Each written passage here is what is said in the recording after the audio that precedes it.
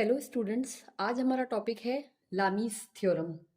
लामीस theorem के लिए हमको क्या करना होता है कि इक्विलिब्रियम में है अगर कोई बॉडी, जैसे मान लीजिए आपके कोई किसी बॉडी पे तीन फोर्सेस जो हैं वो लग रहे हैं इस तरह से। वन है ये P1, P2 और ये है P3। ठीक है, ये P3। तो if a body is in equilibrium under the action of three forces, each force is proportional to the sine of angle between the other two forces. Between the other two forces means P1 है, P1 के opposite sign जो है, यहाँ पे जो angle है मान लीजिए ये अल्फा है। ठीक है, तो लामीस थ्योरम जो है वो क्या होती है, P1 अपॉन साइन अल्फा। बाकी के जो दो बचे हुए फोर्सेस हैं उनके बीच का जो एंगल है उसका साइन लेना है, इक्वल टू P2 अपॉन, अब P2 अपॉन यहाँ पे आपके पास में मान लीजिए ये बीटा है तो ये sine beta, equal to P3 upon यहाँ पे ये अपोजिट एंगल कौन सा है, गामा, तो P3 अपॉन साइन गामा। तो ये जो आपके लामीस थ्योरम जो है ये इसका स्टेटमेंट है, if a body is in equilibrium under action of three forces, each force is proportional to the sine of angle between other two forces. तो ये हमारे लामीस थ्योरम हो गई। ठीक है, अब इससे रिलेटेड अगर एक क्वेश्चन हम करते हैं तो मान लीजिए यहाँ पे आपका, इसको सॉल्व कैसे करते हैं प्रैक्टिकली, इन चीज़ों को सॉल्व कैसे करेंगे। यहाँ पे आपके पास में एक ये वॉल पे इस तरह से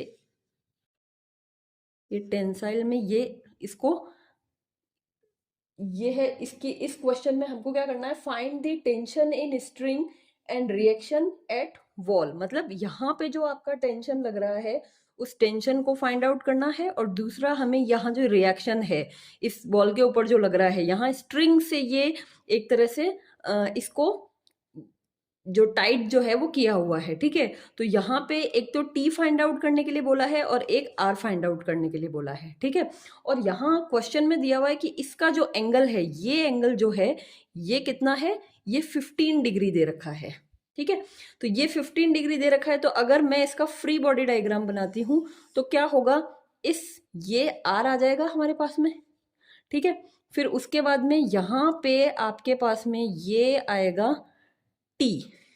ठीक है, और ये आपका कितना डिग्री का एंगल बनाएगा, वर्टिकल से 15 डिग्री का एंगल बनाएगा, ये आपका 15 डिग्री का एंगल है। ठीक है, तो ये है, और तीसरा जो है यहाँ पे इन्होंने बता रखा है कि ये 100 किलो न्यूटन का है, इसका जो लोड है, तो ये 100 किलो न्यूटन इसका सेल्फ वेट हो गया, 100 न्यूटन इसका सेल्फ वेट हो गया। ठीक है, तो ये तीन फोर्सेस एक्ट कर रहे हैं। अगर मैं इसको थोड़ा और करूं इस तरह से कि ये आपका आगे इस तरह से रिप्रेजेंट करेगा, यानी कि 1 ये आर, भाई इसकी यही डायरेक्शन है, सेकंड ये क्या है, ये टी है, और थर्ड है ये 100 न्यूटन, और ये जो टी है ये आपका यहाँ से 15 डिग्री का जो एंगल है वो यहाँ फॉर्म कर रहा है। ठीक है, अब आप देखिए इसमें मैं अगर लामीस थ्योरम लगाती हूँ तो हमारे पास में टी अपॉन टी, यानी P1 जो है, जहां ये जो P1 है उसकी जगह टी लोगे तो टी, और यहाँ पे ये एंगल क्या है 90 डिग्री, तो साइन 90 डिग्री। ठीक है, इक्वल टू आर, आर आपके पास में ये रहा, और इन दोनों का जो एंगल है वो आपको फाइंड करना है। तो वो आपके पास में कितना होगा, ये पूरा एंगल 180 है, 180 में से 15 माइनस कर देंगे तो हमारे पास में ये एंगल आ जाएगा, तो ये कितना होगा, साइन 180 माइनस 15। ठीक है, ये आर के लिए हो गया, इक्वल टू नेक्स्ट क्या है, 100 अपॉन साइन, ये क्या है 100 अपॉन साइन, ये 2 है, ये पूरा आपके पास में 100 जो है। अब आपको ये दोनों जो एंगल है वो फाइंड आउट करने हैं, तो इसके अंदर हमारे पास में क्या हो जाएगा, 100 अपॉन साइन 90 तो ये हो गया, और 15 जो है हमारे पास में ये हो गया, यानी आर और टी के बीच में एंगल क्या है 90 प्लस 15 डिग्री। 90 प्लस 15 डिग्री, ठीक है। तो अब आप देखिए इससे t की जो वैल्यू है वो हमारे पास में आ जाएगी।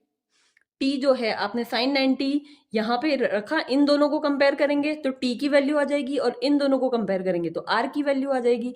तो t की वैल्यू आती है हमारे पास में 103.53 न्यूटन, और r की जो वैल्यू है वो आती है 26.79 न्यूटन।